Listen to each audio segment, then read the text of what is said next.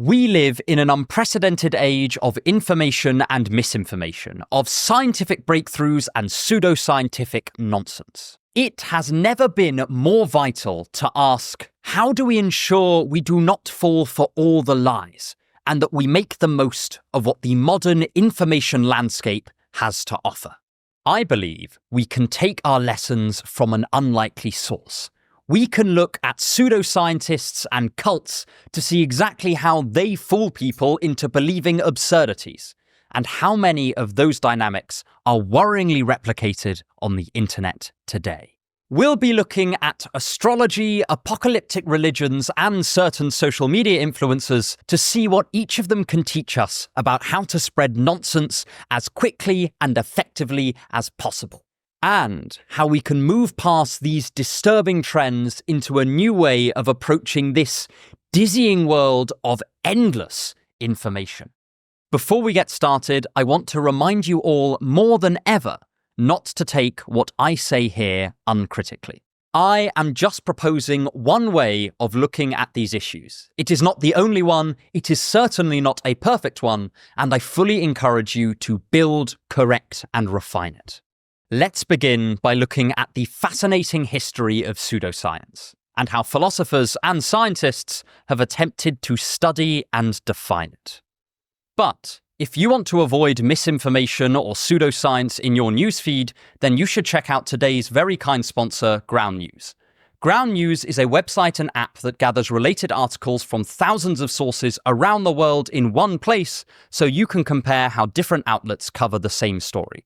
Each story comes with a clear breakdown of the political bias, factuality, ownership, and headlines of the reporting sources, with ratings backed by independent news monitoring organizations. Ground News are very kindly offering anyone who uses my link or scans my QR code 40% off their Vantage plan as a special deal, so I highly encourage you to snap this up. For instance, let's see how the left and right-wing publications differed on the recent reports that the US economy grew by an annual rate of 2.3% in the last quarter of 2024. While the right was enthusiastic, emphasizing how consumer spending had risen considerably, left-wing sources were much less optimistic, suggesting growth is likely to slow in the first quarter of 2025. I especially like the blind spot feed, which highlights stories that are disproportionately covered by the left or the right. This field helps readers step into the other side's news reality and understand the different narratives that can shape their beliefs, such as left-wing news sources missing the accusations that the Chicago mayor has mishandled gifts, or right-wing sources not covering the fallout from Trump's temporary freeze of a large amount of public spending. I don't have a lot of time to keep up with the news, and certainly not to examine every article I read for bias. So Ground News is fantastic for giving me an idea of the differences in reporting on different stories, so that I can get a variety of views rather than just remaining stuck in my echo chamber. Ground News is very kindly giving my viewers 40% off their unlimited access Vantage plan, so please do check it out. I think Ground News is doing very important work, and I'm very happy to have them as a sponsor. Anyway, back to the video. 1. Pseudoscience, a brief introduction. In a 1964 US Supreme Court case, Justice Potter Stewart had to define what obscenity meant in a legal context, and he famously gave the laconic reply, "I know it when I see it." And a lot of scientists and philosophers have very similar intuitions about pseudoscience. They look at fields like young Earth creationism or astrology, and they instinctively call them pseudoscientific, but most attempts to define necessary and sufficient conditions for what counts as pseudoscience have ultimately failed. Just to warn you, we'll be covering an awful lot of ground in this section, but I promise it will all be important later in the video. The study of pseudoscience as we know it began with the philosopher Karl Popper, who separated science from pseudoscience with his falsifiability criterion. He thought that a statement was pseudoscientific if it did not make predictions that could be proven false, and thus ultimately falsify the theory. The example he used was Albert Einstein's prediction that certain distortions of light waves would be observed during an upcoming solar eclipse, because that was what his theory of general relativity had predicted. Einstein effectively put his thesis on the line. If the requisite distortions were not observed, then he would have to admit that his theory was partly or wholly falsified. This was the very thing Popper did not observe in pseudoscience. For example, oftentimes astrological charts make predictions that are so vague they can fit almost any set of experiences. Take an excerpt from my horoscope in the UK newspaper The Metro on the day I'm writing this video. New ideas may come out of nowhere, offering unique solutions to challenges you've been pondering. If you solve any problem, even a tiny one, then this horoscope's prediction has come true. Its claims are so vague that they become effectively unfalsifiable. The entire statement is even framed as a mere possibility.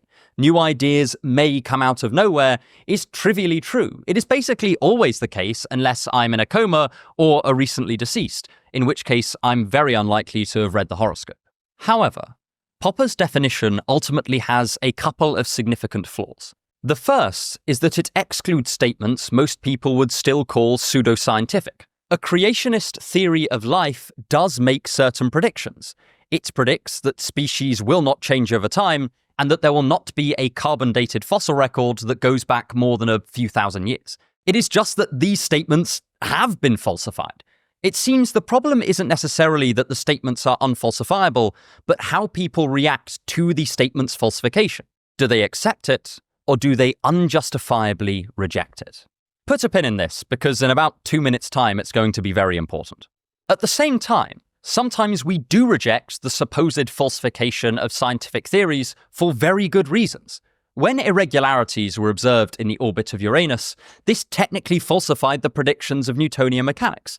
But it was such a successful theory that the physicists of the time said another planet must exist behind Uranus and interfere with its orbit. As it turns out, they were right, and the planet Neptune was later discovered. Of course, Newtonian mechanics did not turn out to be wholly true, but it still doesn't seem quite right to say that the physicists engaged in pseudoscience here. Another fun example is a set of experiments in 1933 which claimed to discover that the speed of light was not constant, but varied according to direction. If true, this would disprove special relativity. However, the theory was not immediately rejected, despite no one at the time being able to justifiably dismiss the results. It was only in the 1950s that the results were eventually explained by variations in temperature interfering with the measuring instruments. If we took falsification at face value, then all of the research in special relativity between 1933 and 1955 was pseudoscience. But that just seems untenable. And moreover, I don't think Popper would want to endorse this either. The repeated failures to create a perfect definition for pseudoscience eventually led the philosopher Larry Loudon to declare the quest dead in 1983. But a lot of people, including myself, think that this was premature. Just because we can't set up an infallible dividing line between science and pseudoscience does not mean that there are no clear examples of pseudoscience out there, and it's important to be able to clearly and justifiably label pseudoscience because believing in it can do real damage. The philosophers John Dupre and Massimo Pigliucci, and God, I apologize to the nation of Italy for how I pronounce that, have argued that we can think of pseudoscience as a cluster concept, where different pseudosciences hold different criteria to a greater or lesser extent. It's a bit like how we don't have an airtight definition of sport, but we can still say that basketball is a sport and napping is not one, and we can still come up with various defeasible criteria for whether a given activity is a sport. Martin Mahner has suggested a series of criteria for whether something is pseudoscience, including whether the results of experiments can be independently reproduced, whether the theories make specific predictions, and whether they employ valid argumentative structures. These all aim at the statements and theories themselves to see if they hold up to scrutiny. Additionally, one of the recent developments in pseudoscience studies has been to focus on how communities of pseudoscientists behave and to examine their internal methodology. And I think this is a very promising line of research. Noetta Coerge observes a key sociological difference between scientific communities and pseudoscientific ones. In a scientific community, results are put to rigorous, critical tests. A peer review process is carried out to uncover any potential flaws in research methodology or argumentation, and only then is the paper published and its result accepted into the shared body of knowledge for that field. Of course, this is an idealized picture. There have been plenty of times where this system has failed or been deliberately undermined. but it is still a general trend within scientific communities and the history of science. However, Coerge observes very different behavior in pseudosciences, where she sees belief buddies, groups of people who already basically agree on things, but come together to reconfirm and discuss those beliefs. Again, it is not that this is always pseudoscientific. If I'm organizing a conference on how to conserve wildlife, I probably do only want to invite people who already agree it is a good idea, otherwise we'll just get nothing done. It's a presupposition of the conversation taking place. But this inevitably comes with drawbacks in ensuring the reliability of the ideas and assumptions. For the rest of the video, I'm going to refer to this sort of phenomenon as a closed epistemic group. Of course, epistemic groups can be closed to greater or lesser degrees, and openness is not inherently a virtue. If physics conferences started practicing extreme epistemic openness and hosting groups of flat earthers or geocentrists, I doubt that would be helpful. But I would suggest that there is a golden mean of epistemic openness that is appropriate in a given situation. A group of casual friends bonded over an idea might want to be quite epistemically closed regarding that idea, and I don't see anything inherently wrong with that. The trouble with pseudoscientific communities is that they are too epistemically closed to be making the kind of broad, sweeping statements about the world that they often do. If you think that astrology can predict the future, that is an exceptional claim with exceptionally wide scope. So refusing to allow valid critique of that idea sets up a mismatch between the ambitions of the field and its level of epistemic openness. Speaking very broadly, we can think of epistemic openness as the extent to which a community permits honest and open challenge of their ideas, and epistemic closeness as the opposite of this. Or, as Coerge might say, an epistemically closed group has far more belief buddies than critical communities. So, we have two angles from which to look at this pseudoscience question.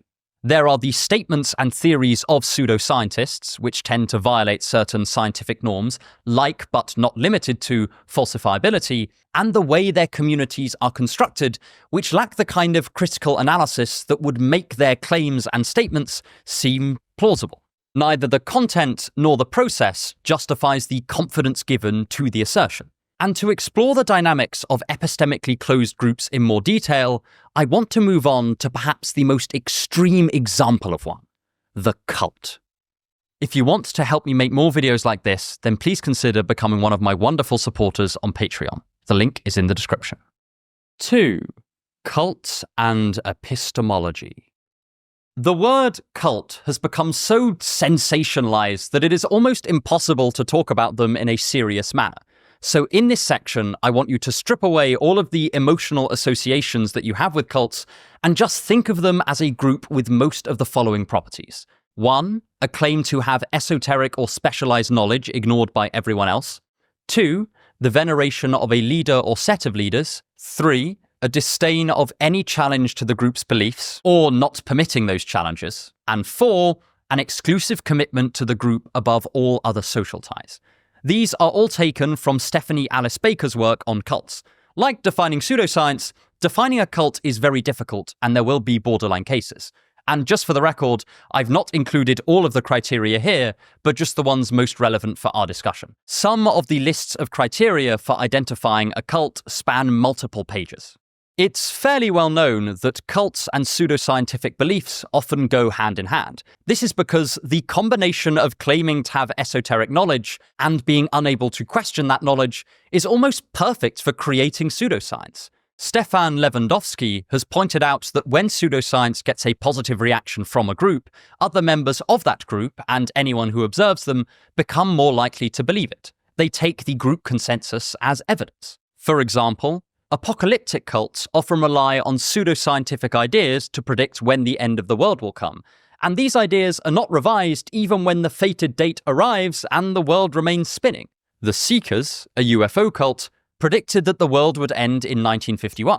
When it did not, the followers of the group did not disband, but became even more devoted. They developed ad hoc hypotheses to explain why nothing happened, very much like the pseudosciences we looked at in the last section. The philosopher Daniel Monroe has recently compared cultish belief dynamics to what he calls fantasies of knowledge. He points out that there's a real pleasure in believing we have access to some fundamental truth about reality that no one else does. It makes us feel special, and it imbues us with this sense of power. It invokes a little of what Mircea Eliade calls sacredness, something both extremely important and meaningful, and yet mostly hidden from human eyes. I really relate to this idea. I do find an intrinsic pleasure in simply learning things, and I imagine that pleasure would be significantly heightened if I thought that it was a deep truth that no one other than me and my group had uncovered. Eliade thought this wish was linked with the human desire for power and stability, to know what we should be doing and how we should orient our lives. Perhaps it is no wonder that so many health and wellness trends have proclaimed that they can cure cancer or remove someone's PCOS using simple dietary changes. It resembles the link that many other cults have between esoteric knowledge and some nebulous idea of salvation. None of this is to say that health and wellness fads are the same thing as cults. I just want to point out the similarities in how their claims to knowledge function, and thus how they can both be so appealing. I'm hardly the first to make this comparison. The term wellness cult has almost slipped into mainstream vernacular now. Monroe argues that many of these cultish beliefs and conspiracy theories initially function as these fantasies of knowledge, sometimes for desperate people just trying to make sense of their situation. Again, I sort of relate to this. I've talked on this channel before about suffering from chronic pain, and I was very nearly taken in by my own fantasies that if I just tried the right health fad, I would immediately be cured. Alas, no luck so far. Monroe says that once we are enmeshed in communities of people doing similar fantasizing, the endless repetition of the same ideas eventually makes them seem real, even when they fly in the face of evidence. The fantasy becomes a genuine illusory belief, and the community insulates the believer from critique by reassuring them that any contradictory evidence has been placed there by bad actors. It's an epistemic version of Dungeons and Dragons where everyone is a wizard and the game never ends. By now, it should be clear that outright cults are on the extreme end of that epistemic closeness scale I introduced earlier. In many traditional cults, believers are encouraged to cut off friends and family who do not join, and to preemptively discredit any evidence that would contradict the cult's beliefs. This is precisely why I think they are so valuable to look at for our current goal of uncovering undesirable or misleading epistemic structures. In Plato's Republic, Socrates argues that to investigate what a just man is, it is helpful to ask what a just city would look like, because that would reproduce many of the same properties on a much greater and grander scale, making them significantly easier to spot. Likewise, looking at cults can help us understand the key qualities of a closed epistemic group, how that group remains so closed, and how destructive its effects can be. The factors that keep people in a cult are varied and multifaceted, but a few stand out. There is the charisma of the leader, the promise of interpersonal fulfillment, the allure of control and knowledge, and a source of meaning in one's life. Then, when someone is deep in the cult, leaving means abandoning all of the social attachments they have formed there, and also some of their most strongly held beliefs. A study by Rousselet and colleagues found that many cult members remained in the cult for long periods even when they wanted to leave, because they feared the social repercussions. This coheres with the earlier observation made by the psychiatrist Mark Galanter that many only lose faith in a cult's belief system when something about the social fabric of the cult breaks down. In other words, when the systems maintaining epistemic closure are no longer airtight. He also observed that leaving a cult was often accompanied by a bout of depression, as a key source of meaning in the former believer's life had now simply vanished. These same factors can give us an insight into how any group of people can adopt patently false beliefs or pseudoscience. It might be delivered to them by a charismatic figure who had earned their trust. The knowledge might promise to solve some great problem in their life, or just mark them out as one of the special enlightened ones. The belief in question might provide someone with a purpose, either implicitly or explicitly. Charles Manson convinced his followers that he was a manifestation of Christ, giving them an immediate religious purpose to their lives. Modern-day wellness cults, while unlike formalized cults in many important ways, give people an implicit direction in their life to become as well as possible using their particular techniques.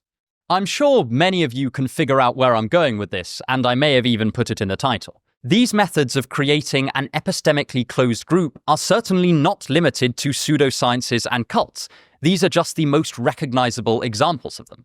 Perhaps more unsettling is how they replicate in less caricatured ways in our everyday life, and how recent developments in technology have facilitated this. 3. Influencers and social media.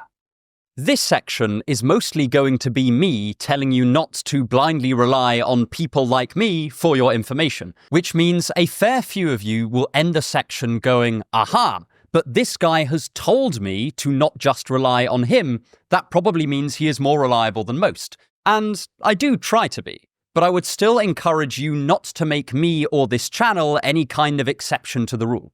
I still hold that the dynamics at play in much of social media, and specifically social media influencers, can encourage unhealthily closed epistemic systems, regardless of whether the influencer in question is aiming to do so. Much has been made of the parasocial relationships that emerge between so-called influencers and their audiences. The idea is that we form one-sided attachments to the people we watch regularly online. In itself, this seems to be a mixed bag. Parasocial relationships can help to alleviate loneliness, but also can become inappropriate or exploitative. Funnily enough, the day I'm recording this, the YouTube channel Wisecrack released a video exploring this very topic, so I'll link it in the description. But I want to focus mainly on the way an influencer can, intentionally or inadvertently, disrupt the way people form beliefs to make them more epistemically closed than they otherwise would be, or is perhaps desirable. To return to Stephanie Alice Baker, in her book with Chris Rojek, Lifestyle Gurus, they discuss how authenticity and self-disclosure can be used to build trust with an audience. This is a pretty intuitive idea. Friends in the non-digital world often bond over sharing personal anecdotes or confessing vulnerable information to one another. But for an influencer, this can quickly become epistemically disruptive. Just because an influencer has confessed some deep, dark secret to you does not mean that you should take their financial advice or treat them as a general authority. The danger is that a mixture of self-disclosure and perceived authenticity can subtly replace the need to demonstrate actual expertise on an issue. Additionally, unlike expertise, this nebulous sense of trust or closeness is transferable to any field. For example, I know a fair amount about two things: mathematical logic and philosophy. Not that I would consider myself an expert on either of them. But if you want to know the latest developments in health or fitness, I am very much not your man.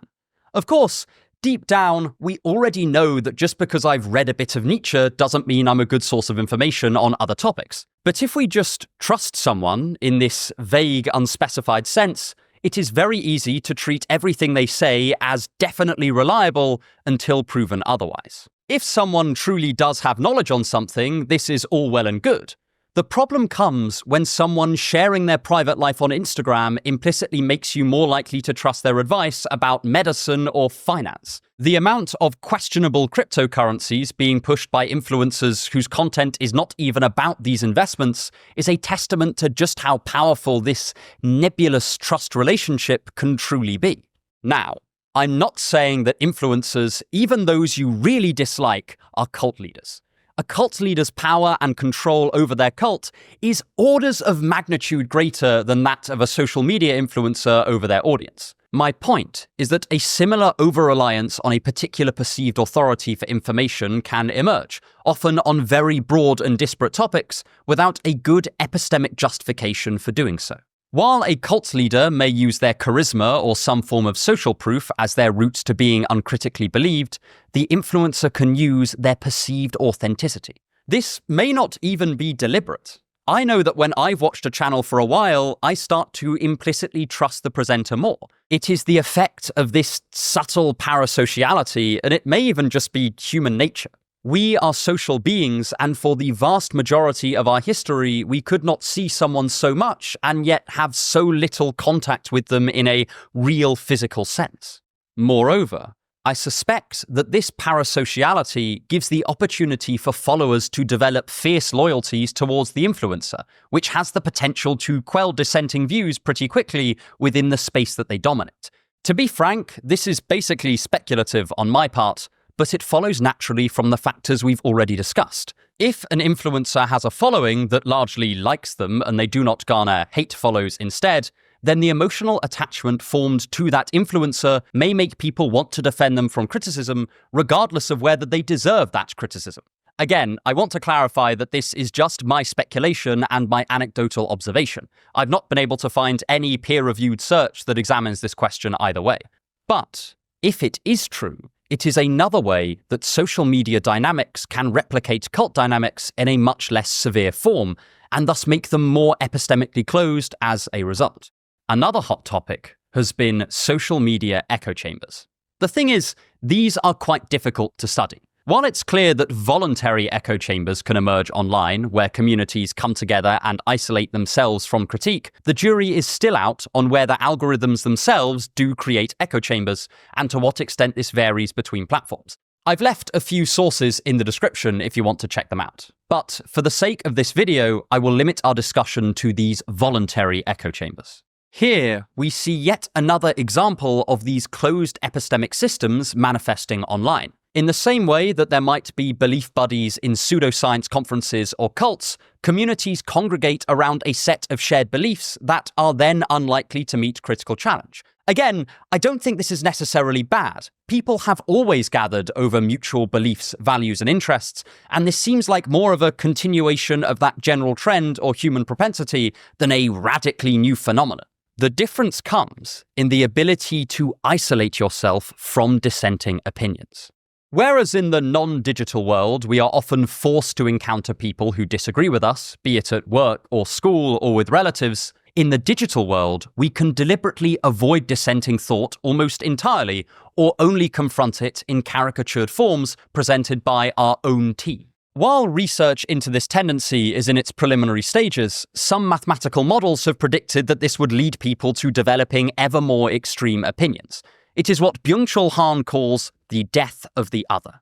He argues that the mere ability to isolate ourselves from those who disagree with us or resist us is both tempting and pernicious.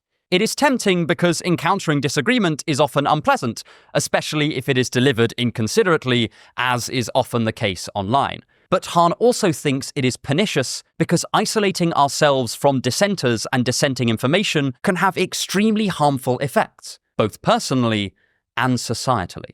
Han worries that if we can live just swimming in information that agrees with us, then the truth can slowly lose its pull. We will exist in blissful ignorance of all the ways we're wrong about things.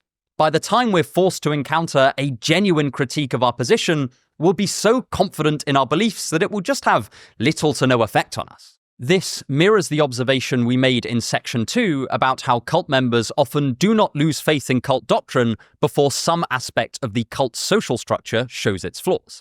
Again, I'm not saying that these are cults, just that we should be wary when the same worrying epistemic dynamic does appear even in less extreme forms. Lastly, there has been a lot of encouraging research into the ways online communities can foster a sense of belonging, especially in people who would otherwise be totally socially isolated. This is undeniably a great thing. And yet, like any sense of belonging, it's worth being aware of how this can also create undesirably epistemically closed communities. Some recent studies by Max Lebrun, Christine Mikhail, and others have theorized that online conspiracy groups are often motivated by the same sense of social belonging that pseudosciences or cults are.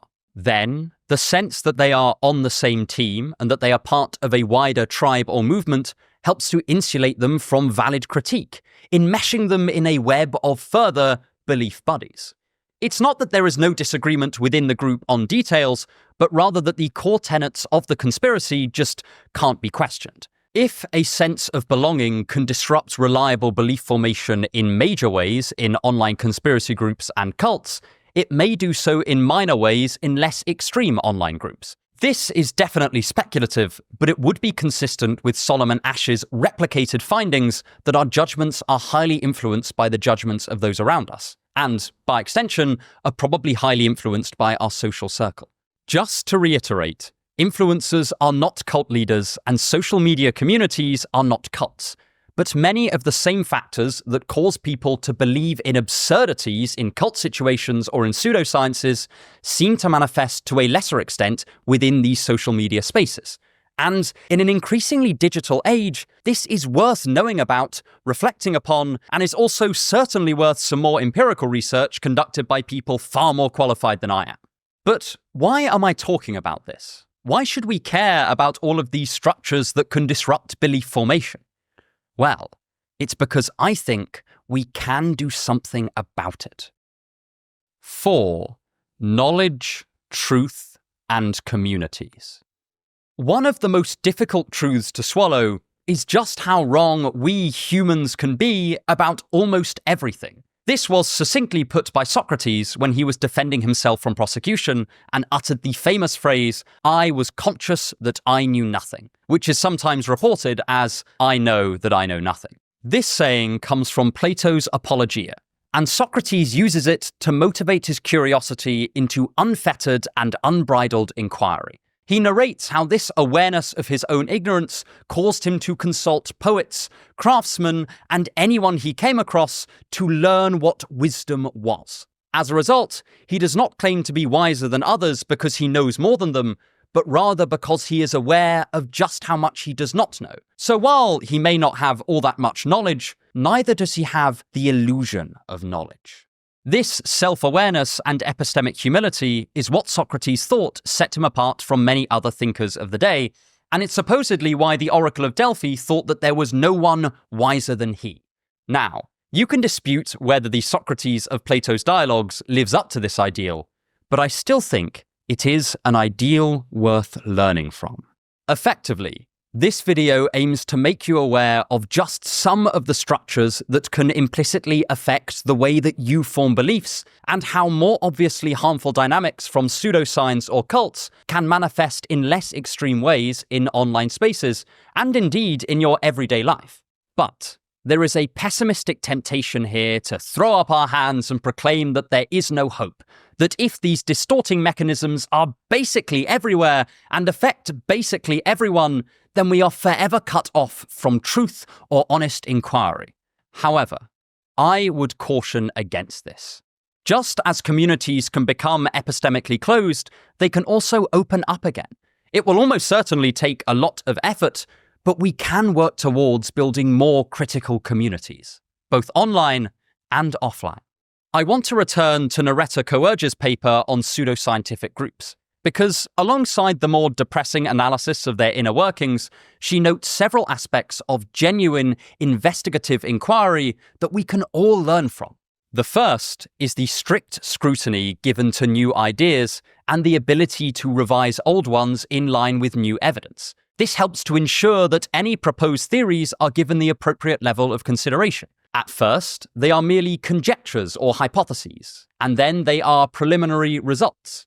And then, if the results are robust, reliable, and replicable, then the theory is accepted as fact, all while acknowledging that some new evidence could emerge that would overturn the theory in the future. There are a set of values that are held as standards for proposed propositions, including precision, logical consistency, and validity of argument. There are investigative ideals like the free exchange of ideas, that hypotheses should not be unduly politically motivated, and that results should not be prejudged based on the personal characteristics of the researcher. Coerge is not suggesting that these norms are all followed at all times. There are many examples from the history of science where one or more of them have been violated to severe degrees. But this does not invalidate them as epistemic ideals to strive for and to guide us. So, combining this with the factors that lead to epistemically closed spaces, we now have a sketch criteria for examining the communities we are a part of, both off and online. Here are some questions that I would suggest are helpful to ask. What are the criteria for something being accepted as knowledge in this group? Which statements receive less scrutiny than others, and is this lack of scrutiny justified? What are the social consequences for holding a dissenting opinion, and how do people justify them? Are propositions revised in the light of new evidence, or do they persist far beyond that point? Are there a few figures that the group considers reliable by default? And why are they considered reliable? And finally, what questions are off-limits, and are there good reasons for them to be off-limits? This list is certainly not exhaustive, and I'm sure you can come up with your own questions as well, and I do encourage you to leave them in the comments. The point is not that epistemic closeness is undesirable, but rather the reasons why it is closed to certain things and certain ideas is important. A biology conference might not want to revisit creationism for pretty good reason. It has already been considered thoroughly and rejected on epistemically justified grounds. On the other hand, if a community simply rejects an idea because it is oppositional, as if that is bad in and of itself, then that may be a cause for alarm. I suspect it's probably impossible to define a perfect way of working out the epistemic health of the communities we're a part of, but using the principles in this video, I think we can begin to uncover some of the issues that might have passed us by unnoticed. We may realize that we actually do value the opinions of a few sources much more highly than we can justify, or that our communities are unjustly intolerant of dissent. The reason I frame this whole discussion at the community level is that there's just far too much information around nowadays to sift through it ourselves.